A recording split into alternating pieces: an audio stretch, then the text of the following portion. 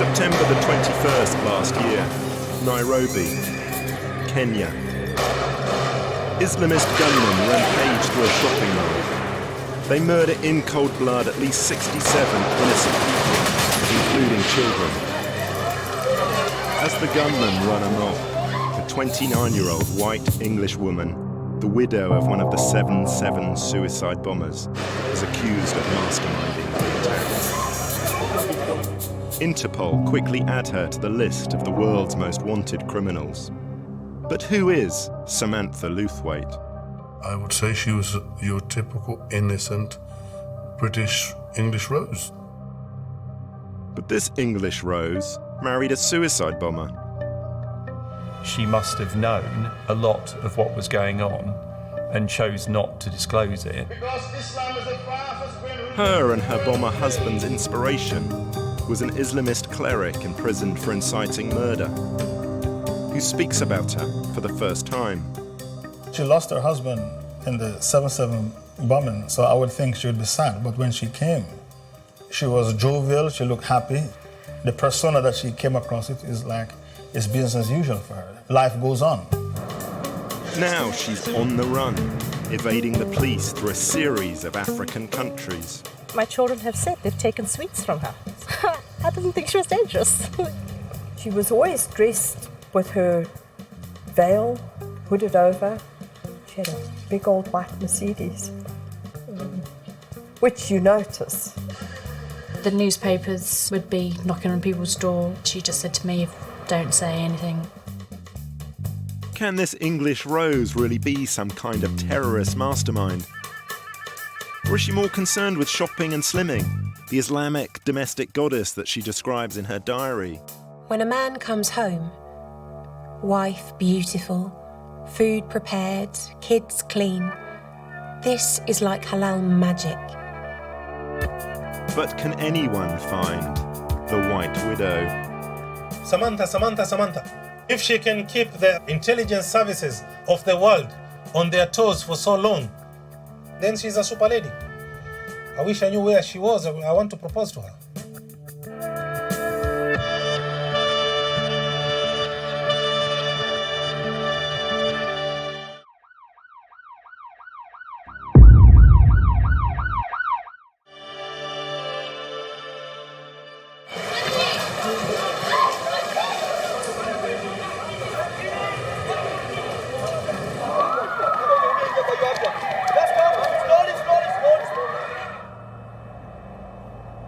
The 22nd of September 2013.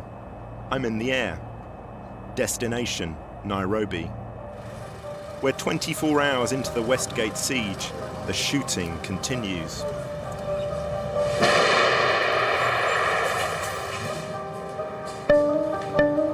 Witnesses say the gunmen ask shoppers if they're Muslim. Can they recite the Quran? Unbelievers are shown no mercy. As I arrive, a Somali Islamist group, Al-Shabaab, an affiliate of Al-Qaeda, claim responsibility for the attack that's still going on. Wait! You're not allowed to be fired here. I'm sorry. You don't even have a flak jacket, please. Okay. For the last 4 months, I've been on the trail of Samantha Lewthwaite, the White Widow. Now everyone's after her. Some of the British press claim that she's inside, masterminding the operation. According with the British newspaper, there is a woman, and according she is the wife of the suicide guy. And do you think Samantha Lewthwaite's inside? Samantha, as a journalist who has been on the trail for Samantha for several years, I cannot be surprised. Because this kind of attack looks like an attack from a very organized group of people. After 4 days, the siege ends. The 4 Somali gunmen are believed dead. There are no signs that Samantha Lewthwaite was involved. But rumours don't stop. There are reports of her masterminding shadowy plots in Yemen, and that she's linked to elephant poaching in order to raise money for Al-Shabaab. And there's even an Islamist Twitter account where she's supposed to say things like, In Islam, there's no choice. It's not like, do I watch EastEnders or Corrie tonight? Is she a terrorist or just a make-believe she-devil? And what strange journey has this suburban English schoolgirl taken?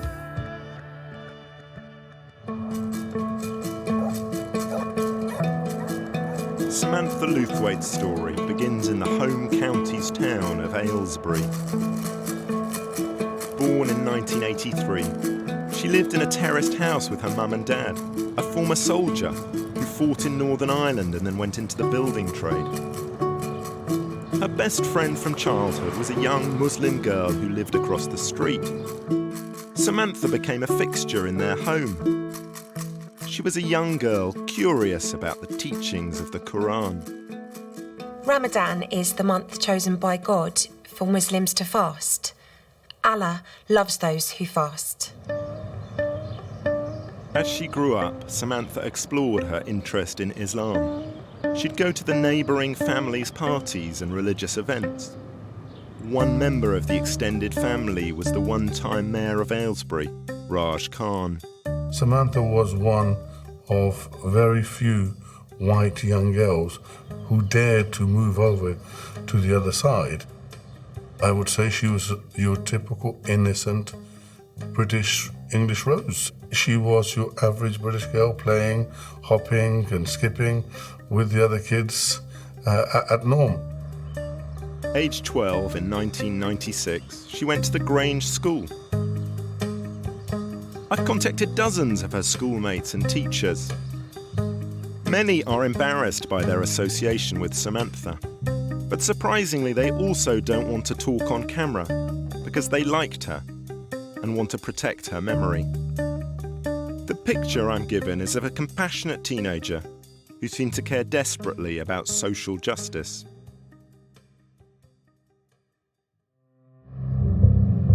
And then in her A-level year, 9/11, and the invasion of Afghanistan, it was an odd time, perhaps, to be drawn towards Islam, but many were. 9/11 happened. Muslims were on the news. Muslims are getting arrested. Muslims getting this. People who said they hate Muslims, whatever, they said, no, I want the Quran. I want Islam. I want to know about Islam. Da, da, da. So a lot of people wanted to know about Islam after 9/11, which is for me, a very strange thing. Aged 18, a year after 9/11, Samantha got an A in A-level religious studies and won a place at London University.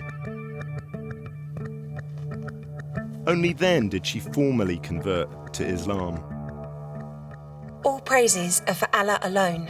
Him alone we worship, and He alone we ask for help. May the peace and blessings of Allah be upon the messenger of Allah and all his companions. Aylesbury's Muslim community seems moderate, peaceful and decent. It doesn't seem to be the place to foment the ideas of holy war.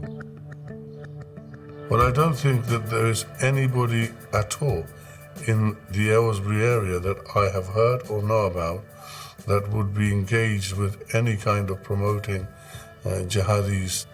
But from Aylesbury, there was already a long-established and well-trodden path towards different kinds of Islamic ideas. And that story begins in the strangest of places. 18 in the charts with 20 seconds to comply. This is Silver Bullet. 20 seconds to comply! In the early 1990s, of all places, Aylesbury played an important part in British hip-hop. Two hip-hop crews, Caveman and Silver Bullet, raced up the charts. Aylesbury was becoming like, what's happening? Aylesbury's kind of popping at the moment. It's not the Bronx. No, it's not the Bronx, but that's showing you though that it was a time. Foreshadowing Samantha's choice, a few of the dancers and DJs from these hip-hop crews who were brought up as Christians converted to Islam. A large majority of Afro-Caribbean African Muslims in the UK in the 90s who converted to Islam were influenced by hip-hop and influenced by Malcolm X. Ishmael Lee South was also a new convert at this time, and an acquaintance of the Aylesbury rappers and DJs. Because Aylesbury is a big Indo-Pakistani community, so a lot of the Afro-Caribbean / mixed race and white English as well, who embraced Islam from that area, many of them, they couldn't fit in with the Indo-Pakistani brand of Islam. They just never feel comfortable. Aylesbury crew, they found London more vibrant. So a lot of them came to London because London was starting to have more English-speaking imams and scholars and learned people. And some members of those crews came to listen to a particularly fiery Jamaican preacher called Sheikh Abdullah El Faisal. Al-Bara means to recognize who your enemies are and to hate them and to exterminate them in your endeavor to get rid of your deen, al-Islam. Every week, hundreds of people, including some from Aylesbury, would attend Sheikh El Faisal's lectures, Jummahs, at this North London community centre. Yeah, Sheikh Faisal, his Jummah, yeah. He's talking about current issues, he's relating it to the Quran and the Hadiths, and he's speaking English. Whoa, that's the Jummah to go. It was a group of them, I think 2 carloads, that used to come down from High Wycombe and Aylesbury. I remember them by face, but I had so many friends or associates in the UK, it's difficult to remember all their names. Samantha Lewthwaite seemed also to have followed this path. In the early 2000s, she passed on a DVD of Sheikh El Faisal's sermons, telling her friend he wasn't as bad as the media suggested. And not long afterwards, Samantha was to become very much a part of the wider community around Sheikh El Faisal.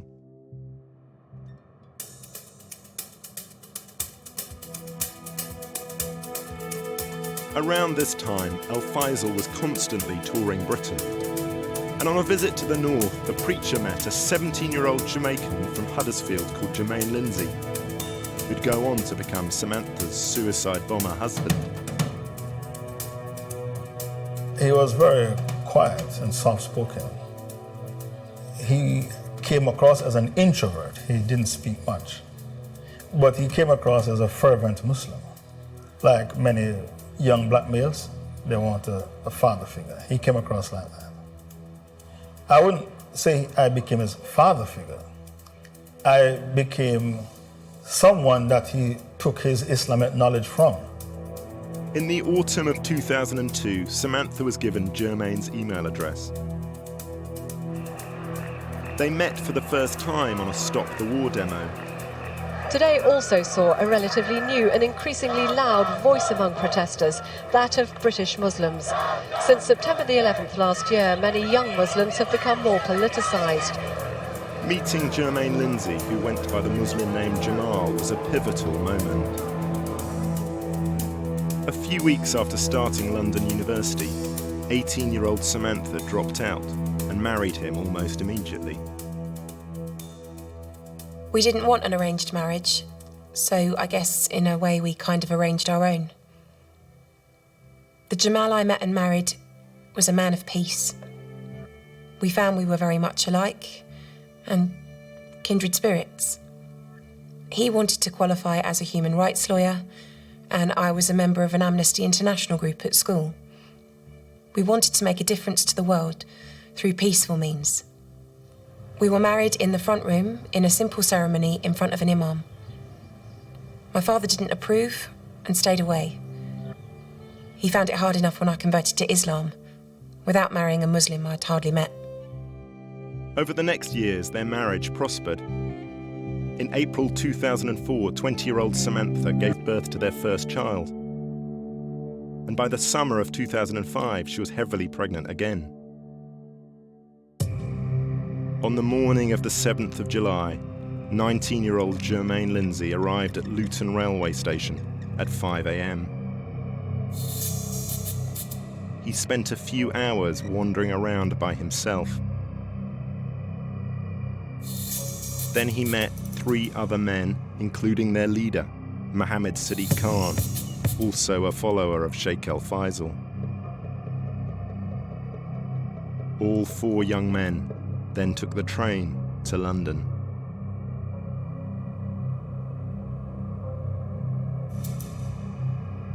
At 8:50 a.m, Germaine was standing in the front carriage of a Piccadilly line train as it left King's Cross. He detonated his bomb. They're still desperately waiting for emergency services. We've got 2 major incidents. Emergency services were issuing a system-wide code amber. Germaine Lindsay killed himself and 26 others, half of the total number of fatal victims that day.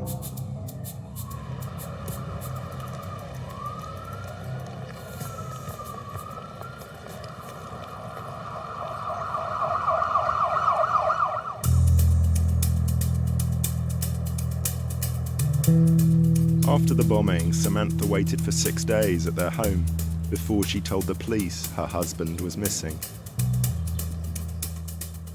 Simon Davis was a member of the Metropolitan Police Anti-Terror Squad investigating the bombings. Samantha Lewthwaite, her name did pop up very, very quickly. Is she a sobbing, doting wife who didn't know what was occurring, or was she a bystander that chose not to get any further involved? In the end, the authorities chose not to charge her. Not everyone seemed to agree. 2 weeks after 7/7, 2 local lads firebombed her house. A pregnant Samantha was given police protection for her own safety. The wife of the London tube bomber, Germaine Lindsay, has been speaking for the first time since the attacks.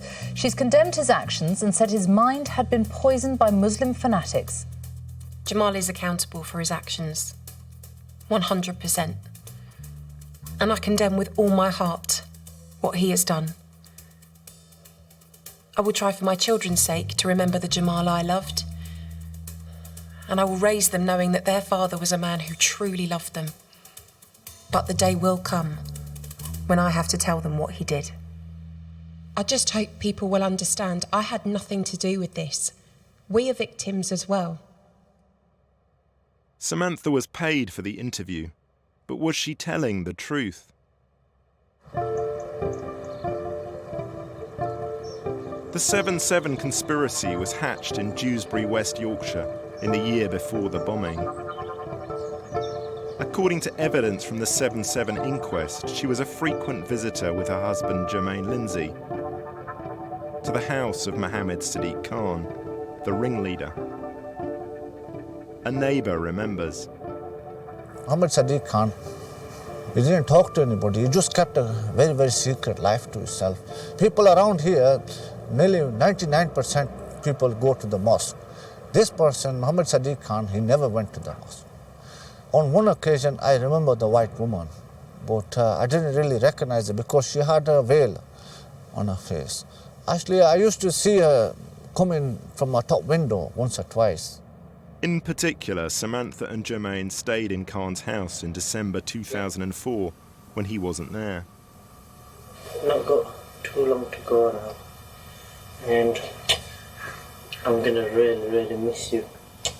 He was preparing for 7/7, being taught how to build bombs in Al-Qaeda training camps in Pakistan.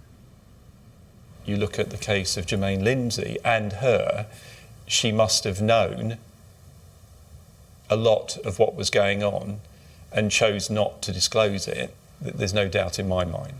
But these judgments are all in hindsight.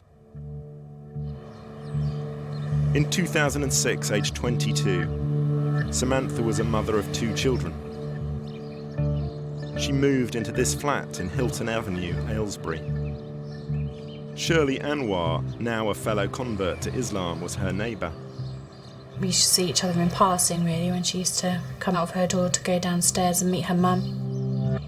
Her mum used to come in the car, and Samantha used to go in the car with her children, and then they'd come back together and bring the shopping up the stairs. And like I said, the mother used to visit regularly, sort of on a daily basis, I'd say, and she seemed to have a very close relationship with her mum.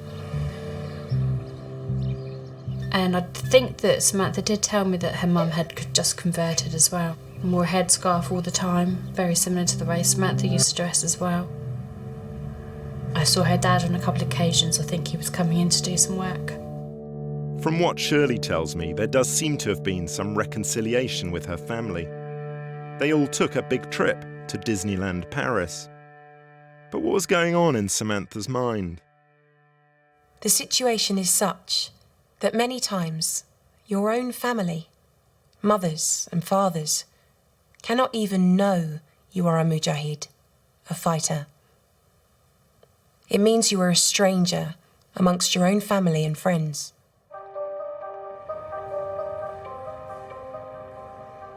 I never saw Samantha with anybody else. I never saw lots of people visiting the house. There were a couple of occasions where the newspapers would be knocking on people's door. You know, she just said to me, if you get anybody knock on the door, just don't say anything. At this point, Samantha had a choice. Life as a single parent in a small town, or to build on her reputation as the wife of a martyr. Losing her husband, I feel that she became a little bit of a figurehead in some circles. The credibility was raised, her notoriety was raised. Post-event, perhaps 1 year afterwards, someone, whether it's the police or whoever, should have looked at her and said, could this lead the catalyst to other events? In the 2 or 3 years after 7/7, Samantha was moving in circles of fervent Muslims. Kerry Bullivant knew some of her friends. From some of the people that I know of that had discussions with her, it would seem that she was looking for a husband who was still looking to be involved in violent jihad. In a way, these guys are kind of like rock stars. Do you know what I mean? They're on the edges of society. They're not willing to play by the rules. Some people find that sort of bad boy and on the edge of the law quite attractive, that in their eyes are brave enough and strong enough to be willing to sacrifice everything. So what happened next in Samantha Lewthwaite's life? I think there's only one person who might have an insight. The preacher who inspired her, Sheikh El-Faisal. He'd been released from a UK prison in 2007 and immediately deported, having served 4 years for inciting murder, for saying things like, if you see a Hindu walking down the road, you're allowed to kill him.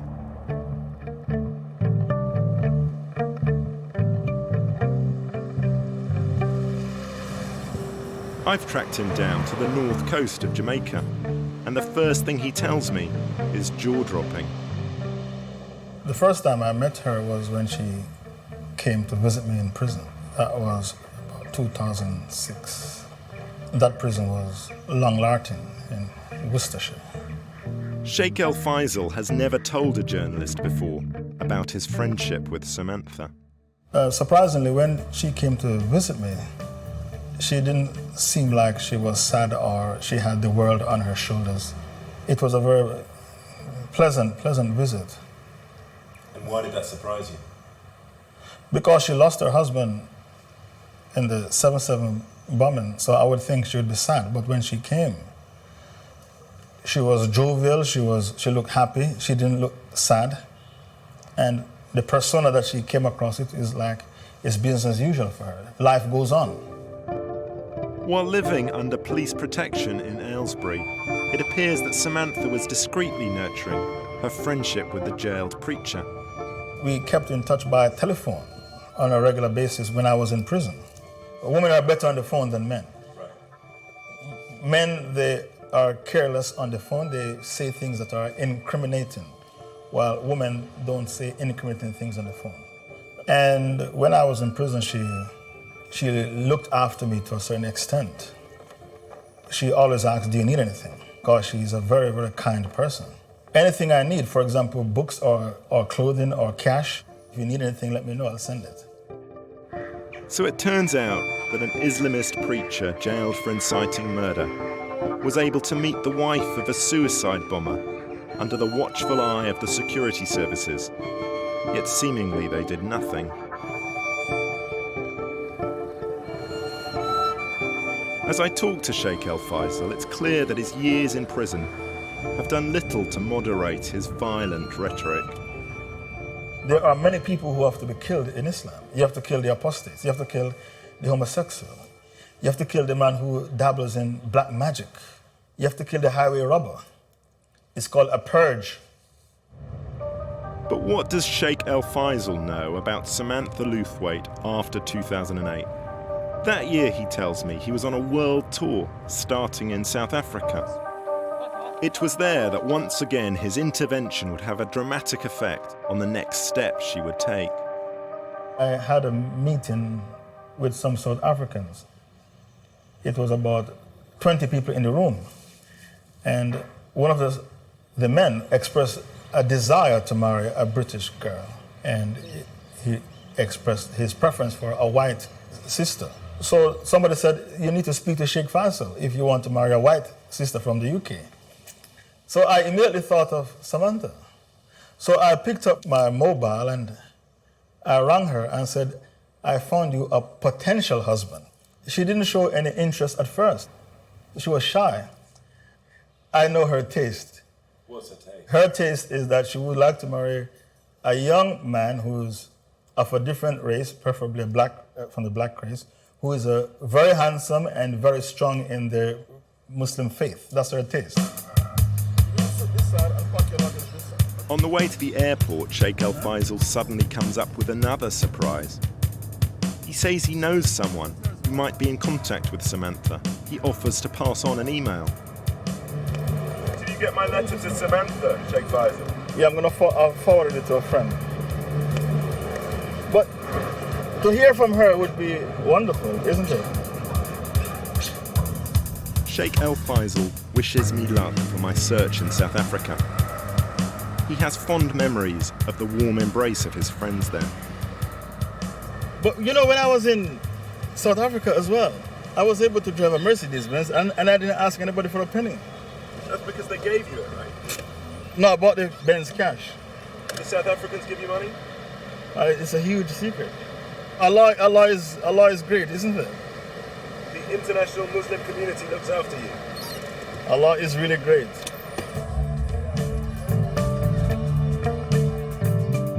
After Sheikh El Faisal introduced Samantha to her future husband on the phone, she spent the next 6 weeks back at the flat in Hilton Avenue, Aylesbury, talking to him. Then she packed her bags and left England. She seemed to have just disappeared. I'm not even aware whether the people, the housing association knew that she was leaving, because the people that moved in afterwards, they found lots of mail still for her, so she hadn't left a forwarding address. I think there were some bills that hadn't been paid.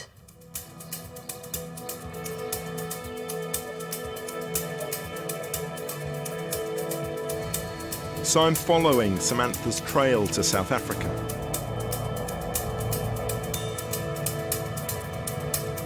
Samantha arrived in Johannesburg in July 2008. She came with her 2 children, then aged 4 and 2.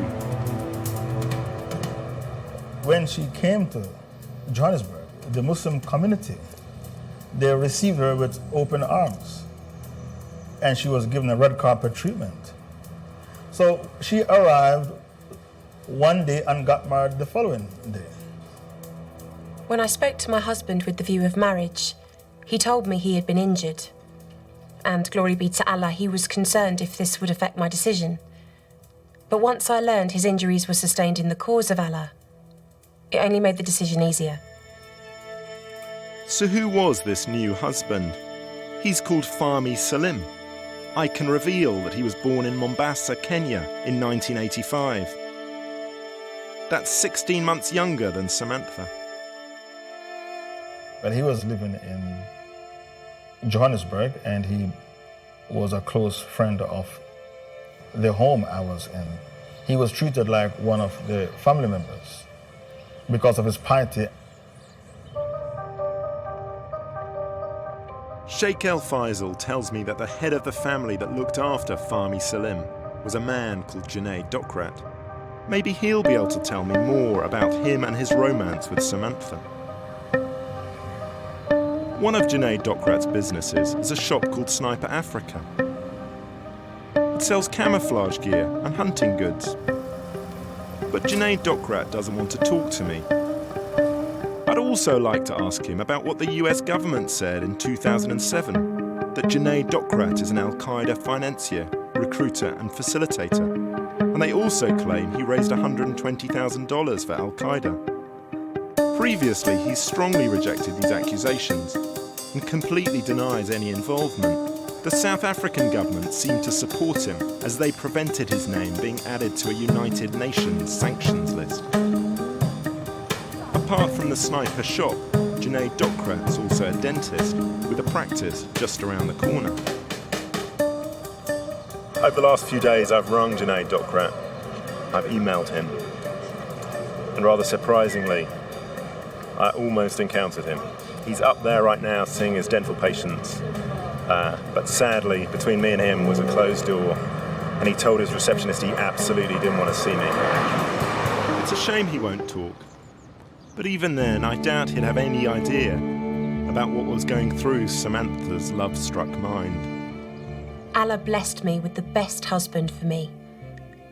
In fact, exactly what I'd asked for when I made dua before marriage. I asked for a man who would go forth, give all he could for Allah's cause, and spend a life terrorising the disbelievers as they have us.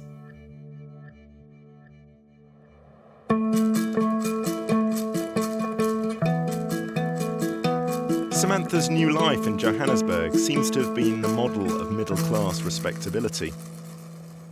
With a different name, she rented a house in a family-friendly garden suburb on the outskirts.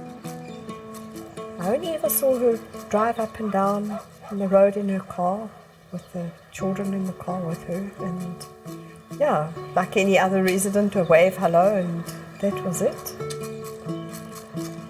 My children have said they've taken sweets from her, so I didn't think she was dangerous.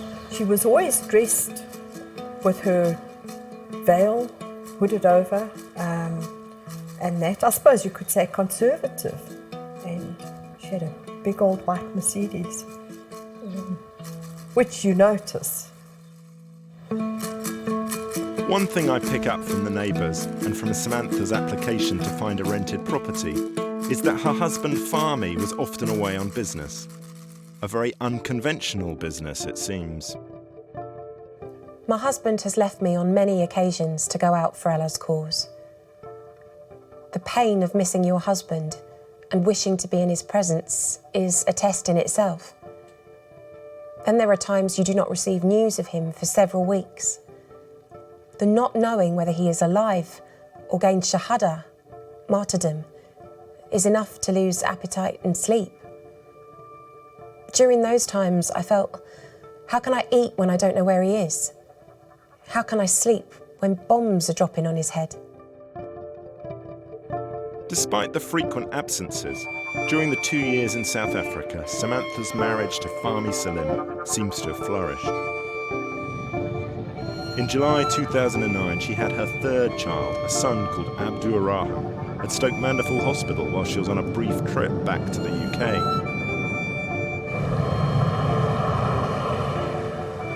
And within a few months, she'd fallen pregnant again. July 2010, she paid £380 in cash to an upmarket birthing centre, the Genesis Clinic in Johannesburg, for the water birth of her fourth child. The midwife said she arrived here dressed in a niqab with only her eyes showing. This picture was taken shortly after the birth. It seems that Samantha had got what she wanted, a committed husband and a growing family.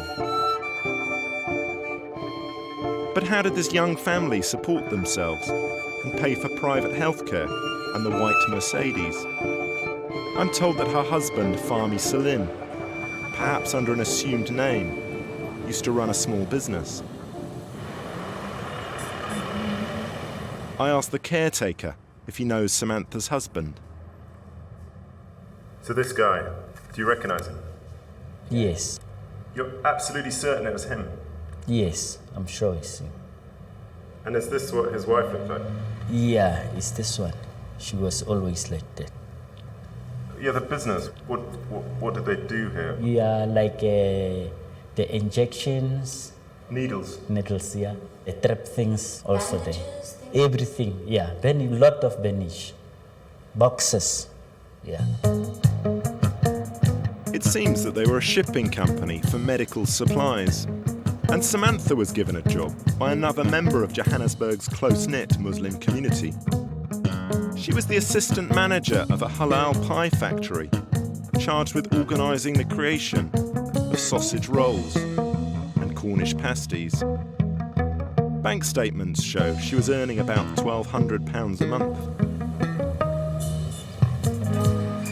Behind the veneer of respectability, however, there is the first evidence of criminality. Samantha had bought from a corrupt official this false ID card, having stolen the identity from a real person, a nurse called Natalie Faye Webb. And she used it to get credit cards. It seems like she was a suburban housewife with something of a shopping habit. She eventually defrauded the banks and clothes shops to the tune of about £5,000. And then in January 2011, she procured this official passport, again using her false name and identity. She was preparing for the next step of her journey. Having lived a comfortable lifestyle in the West, when he told me that choosing to marry him might one day mean living under a tree, not knowing the reality, I accepted. I mean, of course, this path is all I have ever wanted. And until today, praise for Allah, I have not yet lived under a tree. By late autumn 2011, Samantha came back to the hometown of her husband, Mombasa, Kenya. Soon after she arrived, the police raided a house and found a bomb factory, which they claim was operated by 5 people. Today, the 23rd of September 2013, their trial hearing is due to begin. In the dock is this man, Germaine Grant. He's from Barking in East London. It's alleged that he conspired with Samantha Lewthwaite, and she should be in the dock too. From our case file, we think they were preparing some explosives from the equipments and chemicals found in their possession. Lewthwaite's Kenyan charge sheet accuses her of conspiring with others before the court to improvise an explosive device with the intent to cause harm to innocent citizens. The second charge is that she was also in possession of explosive materials, the very same ones that Grant is being tried for today and are being revealed in court. At the raid on Grant's house in Mombasa, they found hydrogen peroxide, battery acid, and batteries, some of the vital ingredients that made up the bombs of 7/7. Where were they going to use it? It is not known exactly where they were to use it, because they were in the process of apparently of preparing something explosive. The alleged Grant-Lewthwaite bomb-making conspiracy is just the latest chapter in the history of Islamic extremism in Mombasa. The 1998 bomb attacks on the US embassies in Kenya and Tanzania, which killed at least 224 people and injured thousands of others, were planned here. Simon Davis, a former Metropolitan Police officer, has investigated Al-Qaeda bomb attacks in East Africa. The 1998 bombing, I think, stood as a figurehead for them because it was the first time there had been such a simultaneous success. So they went big by doing the bomb, attacking diplomatic premises. The guys that lived at the end of it could just merge back into various communities where they were hailed as heroes. I'm on my way to meet the ideological godfather of today's Mombasa jihadis. The UN claim that Sheikh Abu Bakr Sharif Ahmed, known as Makaburi, is a leading facilitator and recruiter of young Kenyan Muslims for violent militant activity. Can he tell me if Samantha Lewthwaite was involved in the Westgate attack? Yes, there's not a shred of evidence produced to link her to those people. We are just being given a name. Samantha. Okay, what did she do? What part did she play? There's no evidence linking her to that place. I mean, if it's true what they're saying, then she's a super lady. I wish I knew where she was. I want to propose to her.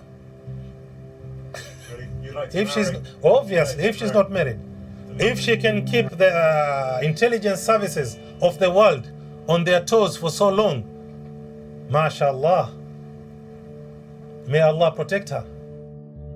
It's clear that Makaburi admires Samantha. He shares the ideas that are found in her writings. There is no innocent person in Britain or in America or in France. You are taxpayers. You are the ones who elect your presidents. And your presidents are the ones who come and kill our children and try to occupy our lands. We will not tolerate that. The following day, there's dramatic news. Makaburi has been shot. It's not exactly a surprise. Over the last year, a number of leading Islamists have been assassinated, most probably by the police. But as I enter his house, I discover he's very much alive and giving a press conference. I was ambushed today in the morning with this news that I had been killed, but these are just rumors. I don't know who has started them.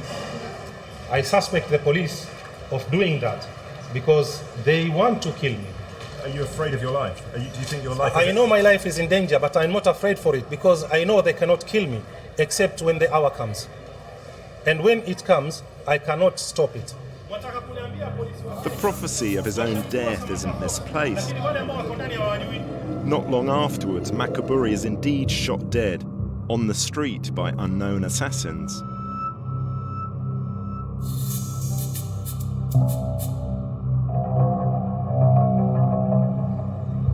Was Samantha Lewthwaite also part of this bloody ongoing war? We can learn quite a bit about her life in Mombasa in 2011 from this confidential police document. In the autumn of that year, she was living in this yellow house. When the police raided, they found her English birth certificate at the bottom of a red suitcase. From the stuff left behind, it doesn't look like she was spending her hours building bombs. Her writings, the browsing history from her computer, present an ordinary British woman who looked at a Beyoncé website, was concerned about weight loss and nurturing her marriage. When a man comes home, wife beautiful, food prepared, kids clean, this is like halal magic. She was even writing notes for a new fitness business for pregnant women. Pregsize, the safe way to stay fit whilst pregnant. A specially designed aerobic workout with added strength and toning. 100% safe for all women who are pregnant. Class is currently run in 2 venues, Mombasa and Nairobi. Pregnancy is not a time to slack on your fitness. You need to prepare the body for the marathon ahead, labour. So let us help you maintain a healthy body and a healthy mind during this spiritual journey. But at the same time as she was living in one house, she seemed to be working from another. Nelson Korea is the landlord of this second house. Can he recognise the family from the picture of the birth of their 4th baby? But it looks like, yeah, she's a European.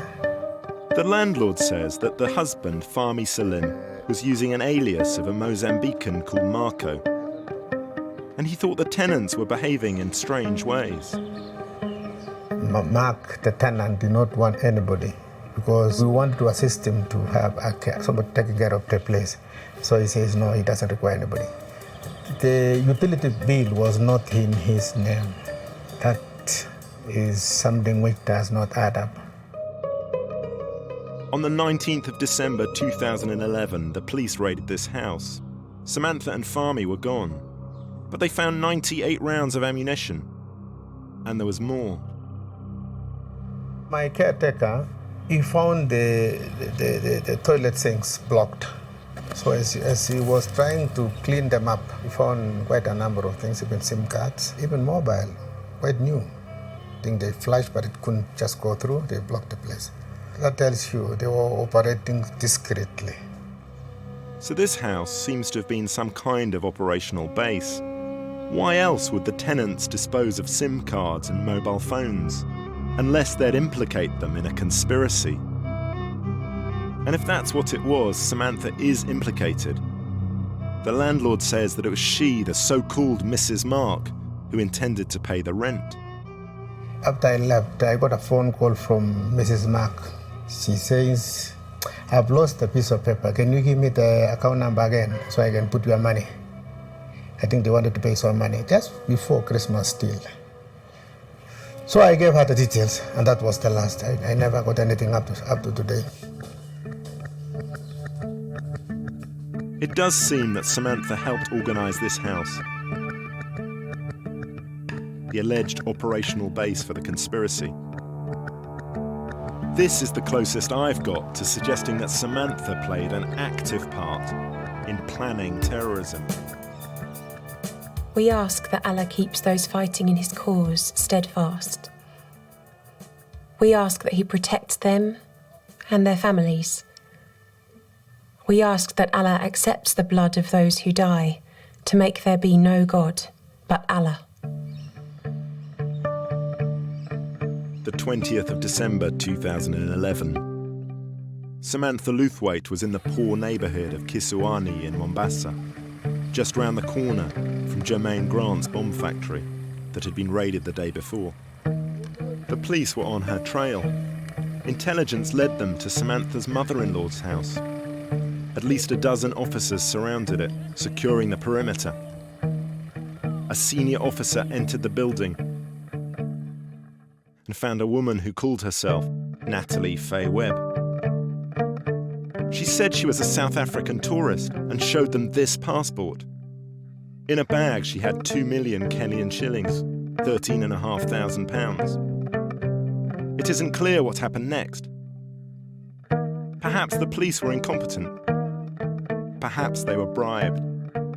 Perhaps even Samantha had some protector, high up within the government or the police. But somehow Samantha persuaded the police to let her go. The authorities have not seen her since.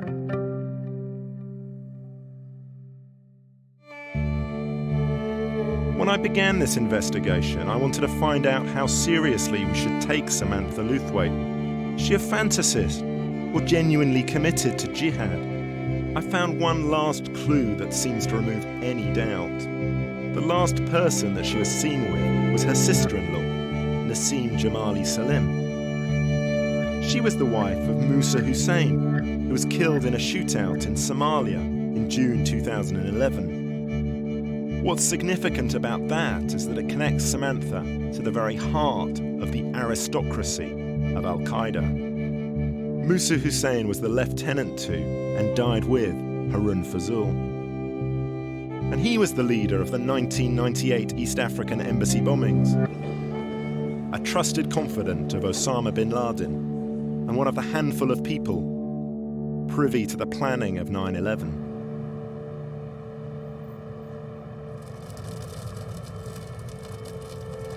Given her connections, it seems that Samantha and her children are probably living behind high walls and barbed wire under the protection of international sympathisers of Al-Qaeda. I'm sure she's not in Europe. She's in Africa. Which African country? Your guess is as good as mine. She has the backing of the Muslim community because she's loved by the people there. And I don't think she should hand over herself because she's not guilty of anything. And she'll never get a fair trial because the media has already tried her and convicted her. Almost certainly, she didn't have anything to do with the Westgate attack. Her body has not been found. She wasn't on the CCTV. The Samantha that I knew was not a leader, she was a follower. It would seem very, very unlikely that any of these groups would have a female as a leader. The concept of a leader of the jihad is always a position given to the man. But maybe she's been involved in other conspiracies. I personally don't think her radicalisation is such that she's running around herself.